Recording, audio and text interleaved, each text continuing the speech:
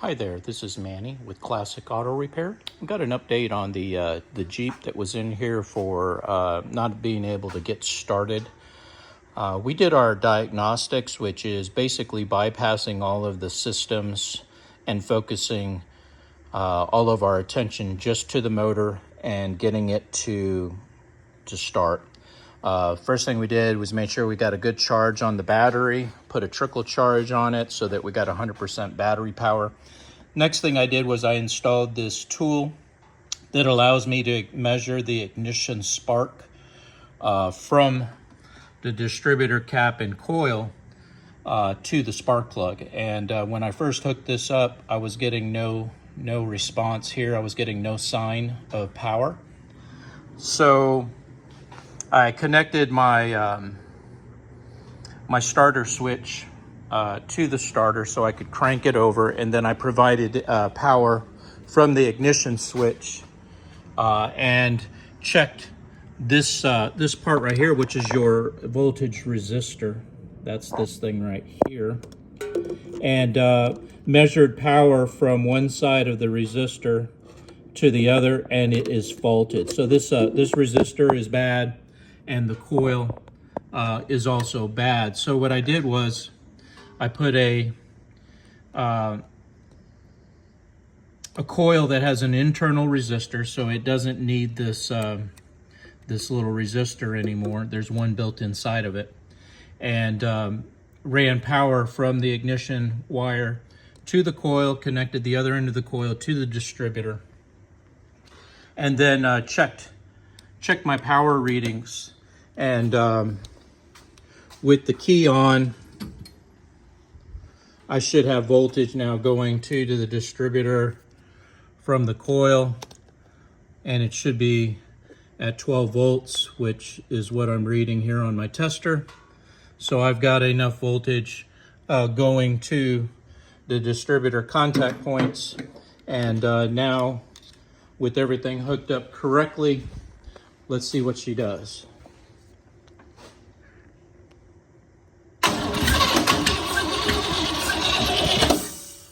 Put a little air in there so we can get some air into the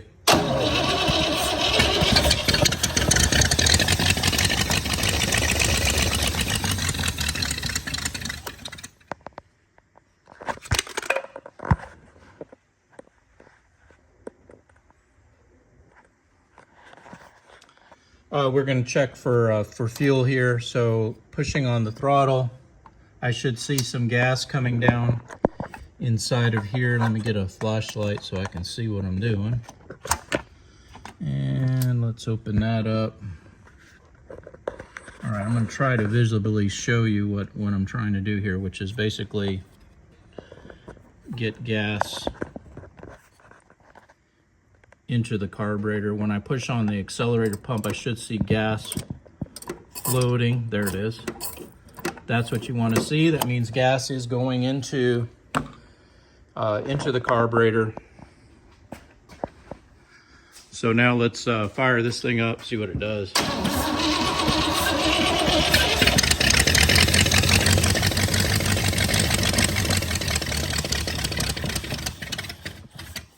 So yeah, I got some carburetor linkage that's not connected here, but for the most part, we've got a running motor. We do have spark coming. Obviously, the motor's turning over and starting. So our next step now that we know we got the motor running is to start looking at those systems, the cooling system, the electrical system, making sure that that all of these supporting systems will allow the motor to run as it should. So I'll be making some notes and get some information back to you on an estimate that kind of goes with this video to kind of show where we're at. But the good news is the motor is running. We are able to get it to start. Just had some issues with the ignition switch. Now I am still going to check the distributor, make sure everything inside of there is adjusted correctly. But the good news, like I said, is that she is turning over and the motor is running. And we'll get you an update here shortly with the next steps, as well as our diagnostic time and labor for the repairs to get it to this point to where we could actually get it up and running. This is Manny with Classic Auto Repair. Hope you enjoyed the video. Bye.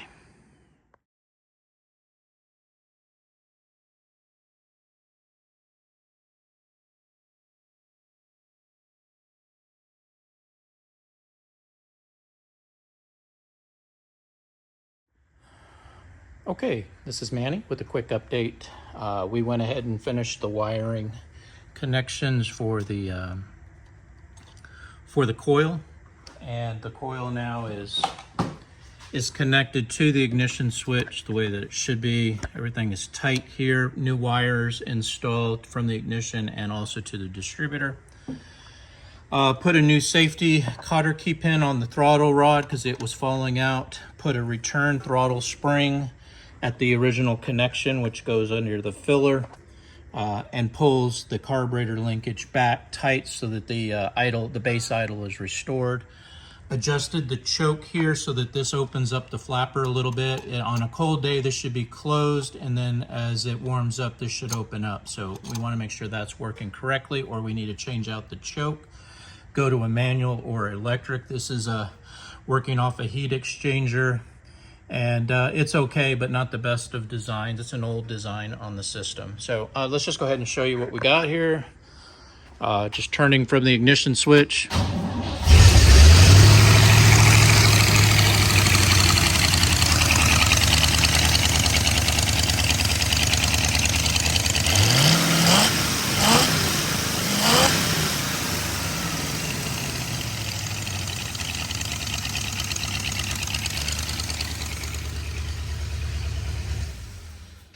So once I got it running, I adjusted the timing, which is the distributor timing, so that we got the right timing. It's not backfiring anymore.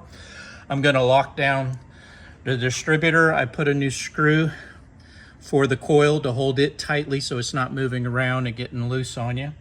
And I'm going to continue on the inspection list, but just wanted to let you know now she's starting right up with the key.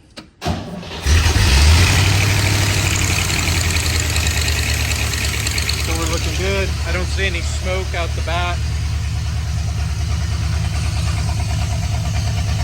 Looking good.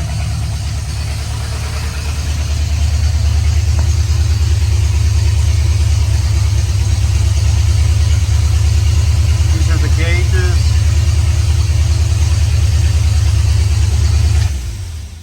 So it looks like the oil pressure gauge is working. Temperature gauge might be working, can't say for sure until I get it more into operating temperatures. Amp gauge kind of floating around, going all over the place. Fuel gauge doesn't look like it's responding at all, so it's probably going to need a sending unit in the tank or a gauge. Could be anything, could be electrical. So what I'm going to do again is just kind of go around, check all the wiring, check the systems for, like, example, brakes, make sure there's brake fluid in there, that they work correctly, that you have brake lights, make sure all the switches and pressure switches are working correctly, and I'll be reporting back shortly. Again, Manny with Classic Auto Repair. Have a great day. Bye.